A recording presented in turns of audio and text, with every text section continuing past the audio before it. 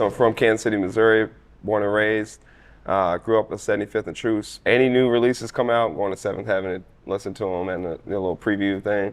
Played baseball, basketball. Biggest influence I had at the time was Tech Nine for sure. And we did a song for the Royals that got played at the stadium. So that gave me my first little taste. I went to UCM in Warrensburg, or CMSU at the time.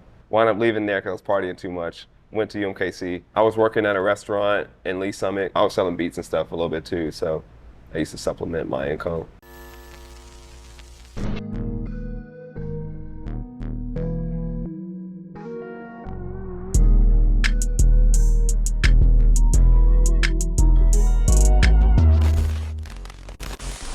Yo, yo, yo. Welcome to Scheme Heme TV. Got the privilege to be kicking it with my man, Kemet Coleman today. 1/3 owner, co-founder of the Vine Brewery. Yes, sir. We're gonna get into a story, gonna break down a few things about how he got to the business and some of his past. So we're gonna kind of kick it back to the beginning, let these people know where you're from, where you was born and everything. Yes, sir, man. Yeah, man, so I'm from Kansas City, Missouri, born and raised. Grew up with 75th and Truce. Moved to high school, went to Raytown. Yeah, man, just been in KC all of my life. So what was the household like? What moms and pops in the household? Yeah, both of my parents in the household. My dad was a civil rights attorney and later became a preacher, AME Church. Mom's held down the house for a while, and then she moved and started a nonprofit called Youth Motivation Services Program. So, What about siblings? yep, two older brothers, Imhotep and Andre.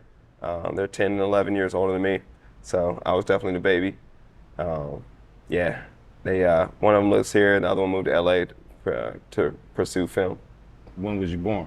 I was born in 87. 87. Yep. So coming up in the early 90s. Yes, sir. So what was schooling like back then for you? It was interesting because going to KCPS, I don't know what school philosophy they had, but like every 2 years we were moving schools. So I went to Hartman Elementary, then I went to Hellcook, then I went to Marlboro. Yeah, that whole sequence. I went to Paseo Kansas City Middle School of Arts at the time. Then my mom pulled me out of that and put me into Scion Middle School for a year. And then we just moved to Raytown. So I just finished my high school career. So coming up as a kid, what was you into? Any kind of sports? Oh yeah. Yeah, I played baseball, basketball. That's mostly as a small kid. In high school, I ran track, baseball, basketball, varsity. I was in a bunch of stuff. Theater, I was in varsity debate. I think that's it. So kind of shoot me through you. So you said 75th and Truce back Yeah. then. So we know it ain't the same 75th as Truce now, because back then it was kind of a little bit more mellow back in that area, right? Yeah. It was. It was pretty mellow. Like, I used to walk back and forth to school at Marlboro.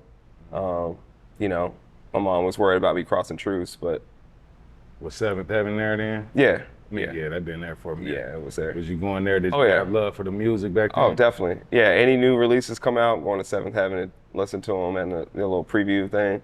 That's back when they had to listen and stuff. Exactly, yeah.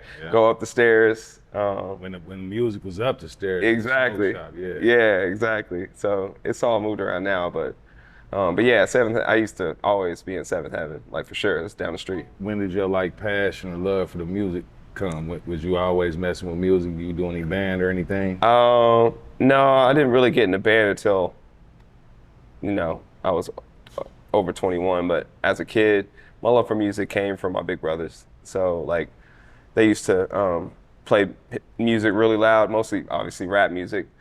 And my dad at the time had bought this real big sound system that was like taller than me. So I used to look up to these speakers. So my dad was concerned that the speakers would blow. He just bought this $1,000 whatever system.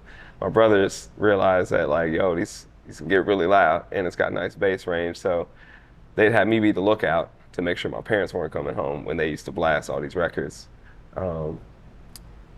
Tupac, Biggie. Like my brother Andre, he's from New Orleans, so a bunch of New Orleans stuff. No Limit, Cash Money, Who was some of the artists you came up listening? Even though we know you was listening to this, who was some that kind of like sparked the made you kind of Yeah. okay? I mean, I think for me, when I loved all the stuff my brothers were listening to. So I definitely followed their lead on that stuff. But as I, got in middle school, high school, started to get my own taste for music. I mean, I would say the biggest influence I had at the time, middle school and high school, late middle school and high school was Tech Nine for sure. Like once I discovered his music, well, I already knew about him, especially from Let's Get Effed Up and, all the stuff that he did back then. So was you already like messing with music, recording or making any beats, or was your brothers messing with music, or was you the only one? My brothers would rap they would rap like the rappers' verses and stuff. And so like eventually as I was looking out for my parents, like being a lookout, like I started memorizing those lyrics and those raps. And so that was really the very beginning of me like rapping for real. It was like me doing Pac or me rapping Bone Thugs and Harmony or, when a big one I used to love was Crucial Conflict, Smoking on Hay. Yeah. I love that song. But anyway, yeah, so like I just started doing that, and then eventually I was by myself and just started writing lyrics, and then kind of just always did that. So did you find anywhere to record back then? Was the studios around and anything? I think they were around, but I didn't think of myself to do that until actually my first recording was in 2000, for a school project. I'm sorry, was it 2000? No, it was 2001. It had to have been 2001. So my English teacher took us to a studio, and we had to do record a poem, in this guy's studio. And that was my first time, recording my vocals, in the studio. And so I heard myself, and I was like, man, this sounds horrible. But but the lyrics were cool, so I was like, all right, I know I can get a little bit better. So yeah, that was my first time for real doing that. And then after that, in high school, there used to be a studio off at 63rd and somewhere in Raytown, 63rd and Sterling or something. That's the last time Mm-hmm. I recorded with Mac Dre, that studio right there. Just keep going. Yep. Yep, that one right there. Late night studio session. Exactly. So one of the guys that used to be in that studio started a little record label, and I was with this other cat that I became friends with named Mark Green. And we had a little group called the Royals, like DA Royals. And we did a song for the Royals that got played at the stadium. So that gave me my first little taste of How old was you? probably 13. Ah, you was young. Yeah, we were young. So you went to the game and they played it, or you just heard about them playing it? Yeah, I went to the game and they played it. We sent it to them and they said, I was like, can you guys play this at the stadium? I didn't hear it back, but I just kept bugging them.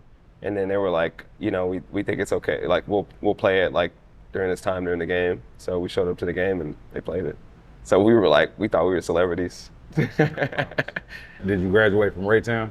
Yep, I graduated from high school at Raytown, 2005. And then went to UCM in Warrensburg, or CMSU at the time. Studied music tech, but I wound up dropping out of that because it was I was learning about classical music and doing a bunch of stuff I didn't want to do. So I was like, drop out of that. I actually went to study. I changed my major 4 times there. So I don't even remember half the majors I changed it to. Wound up leaving there because I was partying too much. Went to UMKC. And so shoot me through the party scene before we get there. Yeah. Partying too much. Give me a couple of stories of that. Yeah. What was going on? I mean, Pine Street in Warrensburg was just Paint the scene for us. Let us, we don't know. Come on, let us know. Well, all right, so Pine Street is it's a block. It's downtown Warrensburg. It's a block, and it's lined with bars. Like Westport? Yeah, exactly. So there used to be probably 8 bars on that block, and I think there still is. I just hadn't been. So were you old enough to drink back then? No, but got in somehow. I didn't even think about that. I guess I wasn't until later. Yeah, I'm partying through. I'm skipping classes. I'm doing music. Your first couple years or your first year? Yeah, that first year. That first year was, especially the second semester, first year was this is a waste of money. So I wound up. Was your parents paying for your schooling? Nah, not really. They didn't. they didn't really have a lot saved up for me for college. They had like a little bit, which I like lived on for a while. And then once that was gone, they were like, "That's it." So you working in, or you took out a loan, or? Yeah, I was working, and I did both. You know, a little bit of both. I was working at a restaurant in Lee Summit called Habaneros, Mexican restaurant, and then trying to think where else. I think that was, yeah, that was it. And then I was selling beats and stuff a little bit too, so I used to supplement my income.